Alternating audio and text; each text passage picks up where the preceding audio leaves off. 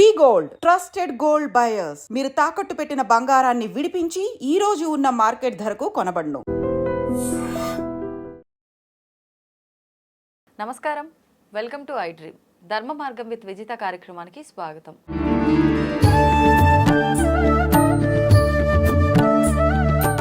ప్రస్తుతం మనతో పాటు ఉన్నారు లలిత ఉపాసకులు, ప్రముఖ జ్యోతిష వాస్తు పండితులు శ్రీ నానాజీ పట్నాయక్ గారు. ఇప్పుడు వారితో మాట్లాడదాం.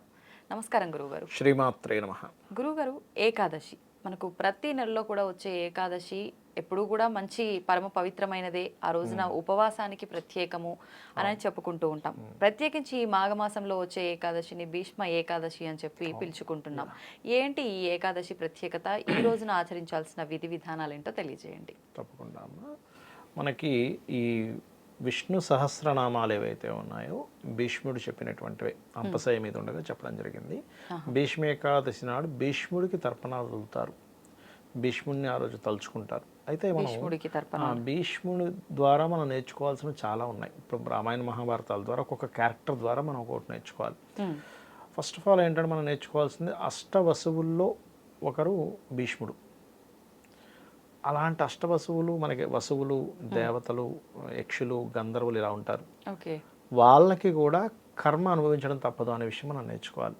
ఆయన భూమి మీదకి పుట్టడానికి గల ముఖ్యమైన కారణం ఏంటంటే ఆ యొక్క గోవుని, ఆ కామదేవుని దొంగలిస్తారు 8 మంది కలిసి. అందులో ప్రధాన పాత్ర భీష్ముడిది ఉంటుంది. అలా ఉన్నప్పుడు ఆ శాపగ్రస్తులై మీరందరూ భూమి మీద పుట్టాలి, కాకపోతే భీష్ముడు మాత్రం కొంతకాలం భూమి మీద ఉంటారు. మిగతా వాళ్ళందరూ కూడా అంటే వాళ్ళు కోరుకుంటారు మేము భూమి మీద అంతసేపు ఉండలేము అంటే, ఇలా పుట్టి అలాగా మళ్ళీ జన్మ అయిపోయేలాగా. అందుకే గంగాదేవి ఒక్కొక్కరిని పుట్టగానే తీసుకెళ్ళి గంగలో కలిపేస్తూ ఉంటుంది. ఆ రకంగా మనకేమనిపిస్తుంది స్టోరీ చూసినప్పుడు, అది ఇదేంటి పుట్టినట్టుగా చేస్తుంది ఏంటి అనుకుంటున్నాను. వాళ్ళ వరం అది యాక్చువల్గా. అది ఓకే. అంటే దీనివల్ల మనం నేర్చుకోవాల్సింది ఏంటంటే, నువ్వు ఎంత గొప్ప వాడివైనా సరే కర్మ వదిలిపెట్టదు. Point number 1. రెండవది, ధర్మంగా ఉండడంలో భీష్ముడికి మించిన వాళ్ళు లేరు. ధర్మరాజు తర్వాత భీష్ముడే.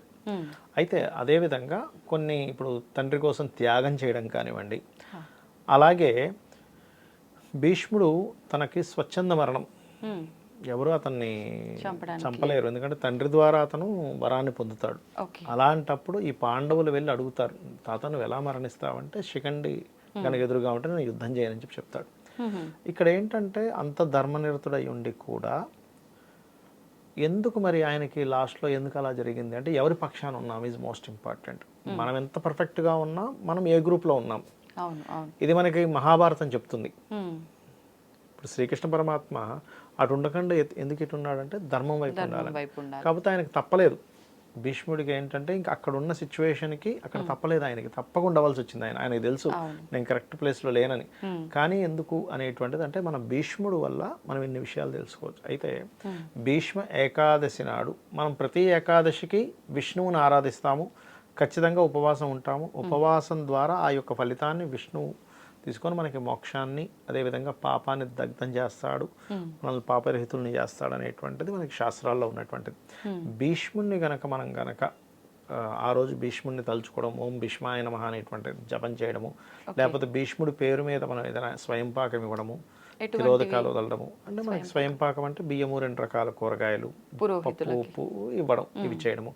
ఆ రోజు వదలడం, తర్పణాలు వదలడం కనుక చేసినట్లయితే ముఖ్యంగా వంశ అభివృద్ధి ఉంటుంది అంటూ ఉంటారు. వంశాభివృద్ధి ఉండడము, అదేవిధంగా మనకి అకాల మృత్యు దోషాలు, ఆయుష్ గండాలు ఉంటాయి కొన్ని. మనకి జన్మజాతకంలో అష్టమ స్థానం పాడైంది అనుకోండి, అష్టమ స్థానము 3వ స్థానము అంటారు. అంటే ఎవరికైనా సరే ఇప్పుడు మరణం రావాలనుకోండి, ఎట్ ఏ టైం ఒకటేసారి ఒక 4-5 పాయింట్స్ కదలాలి. అంటే అష్టమము, తృతీయము, మారక బాధక స్థానాలు అంటారు. అంటే 2 and 7 అండ్ బాధక స్థానం.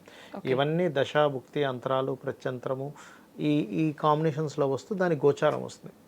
ఆ టైంలో మనిషి సడన్గా తన యొక్క శరీరాన్ని వదిలేయడం ఇట్లాంటివి జరుగుతుంటాయి.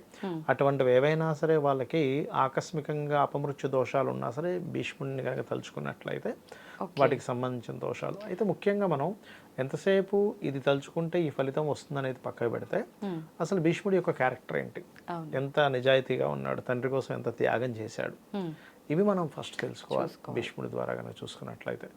అలాగే మరొక విషయం ఏంటంటే, ఎప్పుడైనా సరే ఏకాదశి వచ్చినప్పుడు ఒకటే గుర్తుపెట్టుకోండి, వీలైనంత మట్టుకు మీకు శక్తి ఉంటే ఖచ్చితంగా ఉపవాసం ఉండాలి. అంటే ఎంతసేపు ఉండగలిగితే అంతసేపు ఉండి తర్వాత శాస్త్రంలో చెప్పినటువంటిది 8 యామములు. ఒక యామం 3 గంటలు, 8 3 24 గంటలు శాస్త్రంలో చెప్పారు. డే చెప్పారు. అందరూ ఏమంటారంటే లేదు ఉపవాసం అంటే కేవలం దేవుడికి దగ్గరగా ఉండడం. అది కూడా అంటే దేవుడికి దగ్గరగా ఉంటూ నిద్రాహారాలను మర్చిపోతున్నాం. అవును.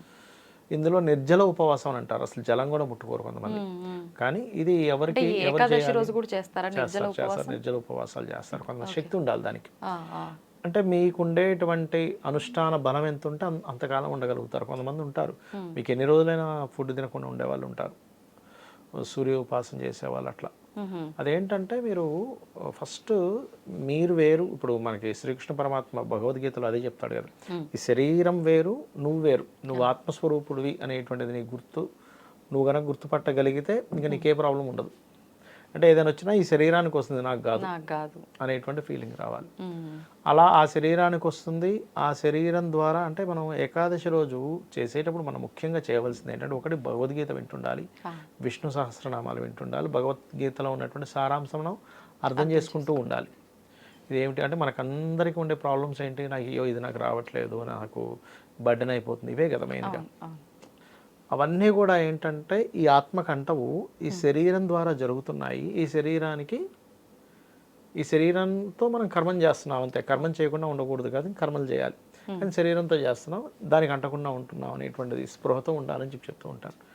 ఆ యొక్క దాన్ని మనకి ఇంకా అసలు విష్ణువు అంటే ఎవరు, విష్ణువు యొక్క పూర్తి స్వరూపాన్ని చెప్పినటువంటి వ్యక్తి భీష్ముడు.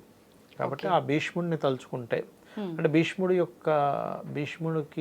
యొక్క అనుగ్రహం మనకు కావాలి అంటే విష్ణు సహస్రనామాల యొక్క శ్రవణం పఠనం చేయడం ద్వారా. అంటే ఒక చూడండి మనకి ఇళ్లలో కూడా పెద్దవాళ్ళు ఎవరైనా ఒక మాట చెప్పారనుకోండి, అది మనం పాటిస్తే వాళ్ళు పెద్దవాళ్ళు ఎలా ఆనందిస్తారో, విష్ణు యొక్క తత్వాన్ని విష్ణు సహస్రనామాలు వింటూ చదువుతూ మనం విష్ణువు యొక్క తత్వాన్ని అర్థం చేసుకోవాలి. ఇక్కడ విష్ణు సహస్రనామాలు చదవడం అంటే కేవలం చదువుకుంటూ వెళ్ళిపోవడం కాదు. విష్ణువు అంటే ఏమిటి అంటే మనకి సృష్టి స్థితి లయ, స్థితి కారకుడు. ఇక్కడ జరుగుతున్న ప్రతి సంఘటన ప్రతి మూమెంట్కి విష్ణువే కారకుడు అనేటువంటి ఒక భావనతో అలా విష్ణువు అది దైవ సంకల్పము, దైవ సంబంధంగా ప్రతిదీ నడుస్తుంది అన్నప్పుడు మీరు దాన్ని రెస్పెక్ట్ చేస్తారు. ఇప్పుడు చిన్న ఎగ్జాంపుల్ అంటే ఎట్లా అంటే చిన్న ఎగ్జాంపుల్ చెప్తా చూడండి. ఇప్పుడు భగవంతుడు సడన్గా ప్రత్యక్షమయ్యాడు. ప్రత్యక్షమై ఇప్పుడు నువ్వు ఒక టీ తాగుతున్నావు.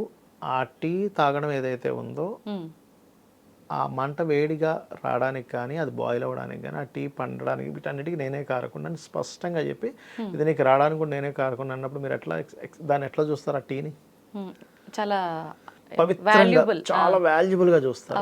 కానీ యాక్చువల్గా నిజంగా జరిగేది అదే. టీ దగ్గర నుంచి ప్రతిదీ కదలడానికి విష్ణు కారకుడు, ఆయన సృష్టి. ఇది నేను చేస్తున్నాను అంటే నిజంగా అది. కానీ అది నిజము అనేటువంటిది మనం అర్థం చేసుకొని ఆ లైఫ్లో అట్లా కనుక వెళ్ళగలిగితే బ్యూటిఫుల్గా ఉంటుంది లైఫ్. అంత జ్ఞానం రావాలి అని అంటే అది ఒక రోజుకి రాదు, ఎవరికి ఒక రోజుకి రాదు. మనం అనుకోగా అలా అలా అలా అలా స్టెప్ బై స్టెప్ వస్తుంది. పడిపోతూ ఉంటాం మనం. మళ్ళీ కొంతసేపు అట్లా ఉంటాం, మళ్ళీ ఏదో రాగానికో ద్వేషానికో కోపానికి గురవుతాం, మళ్ళీ వెనక్కి తీసుకుంటాం, మళ్ళీ అలా అలా అలా అలా. ఒక వ్యక్తి సైకిల్ తొక్కే వ్యక్తి చూడండి, పడిపోతూ లేస్తూ ఒక వారం రోజులకి సెట్ అయిపోతుంది సైకిల్ తొక్కడం. అలాగే మన మనసుని అదుపులో, నేను ఆత్మస్వరూపుణ్ణి అని చెప్పి అదుపులో పెట్టుకోవడమే భగవద్గీత యొక్క సారాంశము, విష్ణు సహస్రనామాల యొక్క సారాంశం చెప్పాలంటే. సో వీటిలో జ్ఞానాన్ని అంతా కూడా ఆ రోజున మనం బుర్రలోకి ఎక్కించుకోవడానికి ప్రయత్నం చేయాలి. ఒక్క రోజులో ఎక్కించుకోలేమండి, ఎవ్రీ సెకండ్ పోరాటం జ్ఞానం వైపు అడుగు వేయడం అనేది. ఇప్పుడు ఒక పేజీ మొదలు పెట్టాము ఆ పుస్తకంలో అని అంటే చదువుతూనే వెళ్ళిపోతుంటారు, నెక్స్ట్ పేజ్. అలా చదవడం కన్నా ఆ ఒక్క పేజీనే 10 సార్లు చదివి అర్థం చేసుకోవడం మేలేమో కదా. వాల్యుబుల్ పాయింట్ అది. ఎందుకంటే ఒక పేజీని మీరు దాన్ని మననం చేసుకుంటూ ఎందుకు అన్నాడు ఈ మాట, ఇందులో ఇంకా ఇండెప్త్ ఏంటి అని మన నిజ జీవితంలోని అన్వయం చేసుకుంటూ వెళ్తే ఇంకా అద్భుతంగా ఉంటుంది. ఒక డౌట్ అండి, ఇప్పుడు ఇట్లా ఏకాదశి ఉపవాసం రెగ్యులర్గా ప్రతి ఏకాదశికి ఉండే వాళ్ళు చాలా మంది ఉంటారు. అయితే కొంతమందిలో ఒక డౌట్ ఉంటుంది, నేను ప్రతి సంవత్సరం ఉంటున్నాను కానీ నాకు ఈసారి వీలవ్వలేదు. ఆడవారి విషయమే తీసుకుంటే వీలవ్వలేదు అంటే ఎలా పూజ చేయలేను, నేను భగవంతుడికి దూరంగా ఉంటా. కానీ ఇన్ని సంవత్సరాల నుంచి ఉపవాసం చేసుకుంటూ వస్తున్నా, మరి ఉపవాసం కూడా ఉండాలా వద్దా? ఈ డౌట్ చాలా మందిలో ఉంటుంది. అలా ఉండొచ్చు అంటారా ఉపవాసం పీరియడ్స్ సమయంలో? తప్పేం లేదా? ఉపవాసం ఉండడం వల్ల ఏమిటంటే సైంటిఫిక్గా మ్మ్. మీకు బాడీ క్లీన్ చేసుకుంటుందండి మనల్ని. మీరు ప్రతి ఏకాదశి చూడండి ప్లానటరీ పొజిషన్స్లో సన్ అండ్ మూన్ 11/5 యాక్సిస్లో ఉంటాయి. అంటే సన్ నుంచి మూన్, మూన్ నుంచి సన్ 5వ స్థానంలో కానీ 11వ స్థానంలో కానీ ఉంటుంది. హా. అంటే దీనివల్ల ఏముంటుందంటే 5 and 11 హౌజెస్ ఆస్ట్రాలజికల్గా ఇమ్యూనిటీ హౌజెస్ అంటారు. మ్మ్. మన బాడీకి ఇమ్యూనిటీ కావాలి అంటే లోపలంతా క్లెన్జనింగ్ అవ్వాలి, క్లీన్ అవ్వాలి. అవును. మనం 24 గంటలు తినే కార్యక్రమం చేస్తుంటే అసలు దానికి క్లీన్ చేసుకునే టైం ఉండదు విరామం దానికి. ఉండదు దానికి first. అందుకే చూడండి, ఏదైనా మనకి ఏదైనా జబ్బు చేసింది అనుకోండి, ఫస్ట్ లోపల ఉన్న ఇమ్యూనిటీ ఏం చేస్తుంది, మనం మూతికి లాక్ చేస్తుంది, చేదునిస్తుంది, నువ్వేం తినకు అని. నాయన నువ్వేం తినకు, నేను లోపల పనులు ఉన్నా అని. ఎందుకంటే మనం ఏదైనా తిన్నాం అనుకోండి ఫస్ట్ అరిగించాలి, అరిగించకపోతే పాడైపోద్ది లోపల ఫుడ్. అందుకని అదేం తినొద్దు అని చెప్తుంది. మనం తెలియ కదా, నర్రే నువ్వు ఇప్పుడు ఇది కాదు ఇంకోటి తినాలి, ఇంకా వీక్ అయిపోతావు తినేయాల్సింది. తిను తిను తిను. అవునవును. అట్లా ఏంటంటే ఎవ్రీ 15 డేస్కి ఒకసారి ఏకాదశి వచ్చినప్పుడు మనం ఎప్పుడైతే తినమో, దైవ ఆరాధనలో ఉంటామో, దైవారాధన ఈజ్ ఈక్వల్ టు మళ్ళీ ఇమ్యూనిటీని బూస్టప్ చేసుకోవడం. ఆటోమేటిక్గా దీని మీద ఒక అతనికి నోబెల్ ప్రైజ్ వచ్చింది జపాన్లో. ఓ. ఎందుకు ఏమని వచ్చిందంటే, ఆయన ఏం రీసెర్చ్ చేసి ఏం కనుక్కున్నాడంటే, ఏకాదశులు చేసే వ్యక్తికి ఫస్ట్ క్యాన్సర్ అటాక్ రావడం తగ్గుతుంది, ఆహా. రెండవది జబ్బులు తొందరగా నయమవుతున్నాయి మ్మ్. పర్టికులర్గా, ఓకే ఓకే. మూడవది చిన్న చిన్న ఇప్పుడు ఇన్ఫెక్షన్స్ లాంటివి వచ్చాయి, తట్టుకునే శక్తి ఎక్కువగా ఉంటుంది. సో ఈ మూడు చాలా బాగా ఉంటున్నాయని చెప్పి ఆయన చాలా అంశాలు చెప్పాడు, బట్ నేను మేజర్గా చెప్పాను అందులో. Okay okay. మొత్తానికి ఖచ్చితంగా ఏకాదశి ఉపవాసం హెల్త్కి చాలా మంచిది. ఉండగలిగిన వాళ్ళు ఉండటమే ఉత్తమం.